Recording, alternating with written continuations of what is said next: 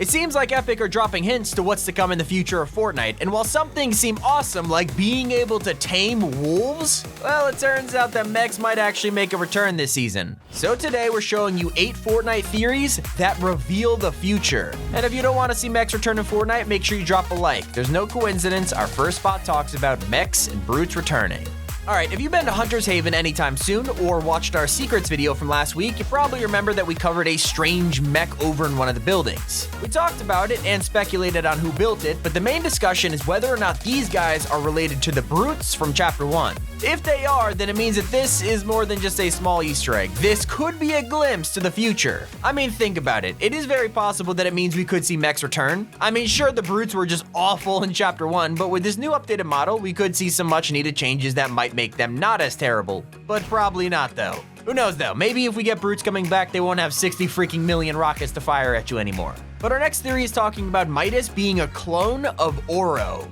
With Season 5 introducing us to the concept of snapshots, it has answered a lot of questions we've had about the Fortnite storyline. Snapshots are essentially clones of people who are inside the loop. It seems that once someone dies or leaves the loop, they then get replaced with some kind of clone. And this whole idea actually kind of solves the whole Oro and Midas debate. For a while now, we've speculated on whether Midas and Oro were the same person or not, and there was evidence for both sides, but now there is a really strong theory that Midas is actually a snapshot of Oro. What if Oro was an ancient king who has been on the island for centuries, but somehow a snapshot was made of him, aka Midas? I mean, think about it. They both have the same scar on their right eye. They both have the power of the golden touch. I mean, not just that, but they're also both in the Midas' Revenge set. So is it a coincidence? Donald Mustard himself is a big fan of giving us hints at the storyline and us not being able to put the pieces together until seasons later. So the snapshot theory also explains how we went from Oro to Midas to Shadow Midas and now Midas Rex. So basically what I'm trying to say is there's a lot of Midases and now we know why. I mean, Season 5 has only just started and it's answering a lot of questions we've had for a long time, and the theories don't even stop there because one of the biggest characters in the entire Fortnite storyline will be returning. We have to talk about number 6, the 7. Anyways, in the Season 5 trailer, we learned a lot about the 0 Point, the Loop, Jon Jones, and the Imagined Order. But there was a name drop that made us forget all about that, when Jon Jones' boss says something pretty incredible over the phone. Here's exactly what she says. And do not draw the attention of the 7, Jones. Finally, we have our first ever mention of the 7 in Chapter 2, and I know what you're thinking, Bushrangers tree carvings don't really count because that was just like a little nod or whatever. But with this name drop in the Season 5 trailer, it spawns the very likely theory that the 7 are probably gonna return this season. And I gotta say, out of all the theories on this list, it seems that this one has the highest chance of happening. I mean, with Epic purposely teasing the 7 and even going out of their way to tell us that Jon Jones didn't hear his boss say that, it seems too obvious. I'd say that we're definitely going to see the 0 Point attract the attention of the 7 in the Season 5 live event, the very thing that Jonesy was told not to by his boss. And on the topic of his boss, let's move on to female Midas possibly being Jon Jones' boss. The identity of Jon Jones' boss has been a mystery ever since we heard him on the phone to her during the device event. We're still unsure if Janice from the event is the same woman we hear on the phone, but it seems very likely that it is. But who exactly is Jon Jones' boss? I mean, there's a few theories as to who she is and whether she's just a supervisor or the actual, owner of the Imagined Order. But what does she look like? Have we met her before? Are we ever gonna meet her? There is one theory out there that while I'm not personally convinced, it's still pretty interesting to discuss and talk about. What if Jon Jones' supervisor is actually female Midas? If you don't know anything about it, there's an upcoming skin for Season 5 that we've seen in a loading screen that looks to be a female counterpart for Midas. Midas is the only character in the game right now that is even close to having as many snapshots as Jonesy. It would also make sense as to why Midas keeps his memory and doesn't seem to be affected by the loop while everyone else around him is trapped. Although the evidence against this is that why would female Midas want to try and defy the storm and then also be the ones who stop Midas during the event? It's a fun theory to talk about, but I'm not entirely convinced just yet. What do you guys think? Who could be this mysterious Janice? We'll probably hear more about her in the future, but let's focus on the present. We have to talk about number 4, Lucky Landing returning.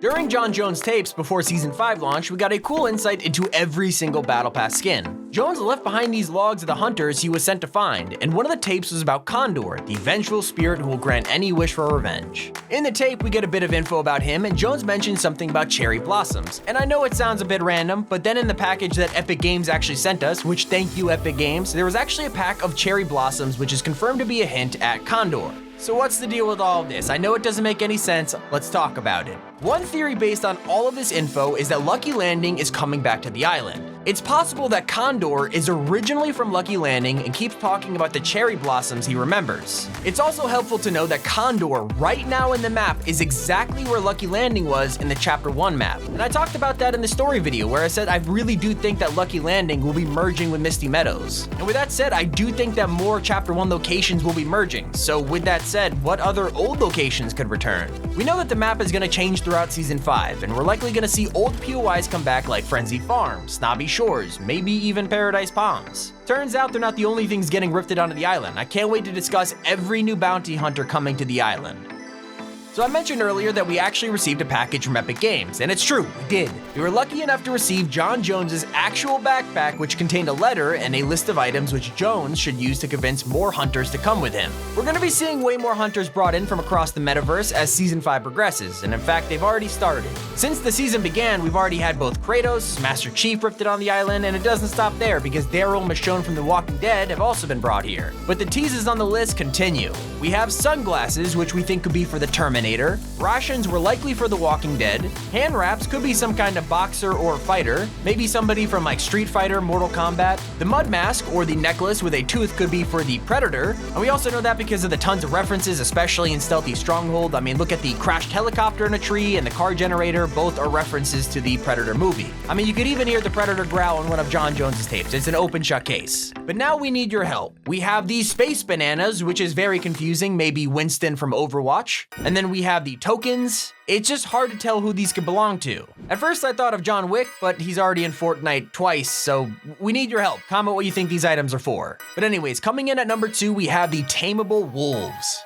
So just before Season 5 release, Tabor Hill came out and dropped his traditional leaks video that always comes out right before a new season. In the past, he's been a super reliable source and has leaked things like the fishing book, the entire Party Royale mode, and a ton of Battle Pass skins. But for Season 5, he talked about something that we haven't actually seen in the game yet. Tabor mentioned that he heard something about some kind of chick skin, and we haven't seen anything like that. But nobody cares about the chick skin because his biggest leak was talking about tameable animals coming to Fortnite. NPCs that give you quests and loot is one thing, but Epic adding animals that roam the island and you could tame them with you? That sounds pretty game-changing.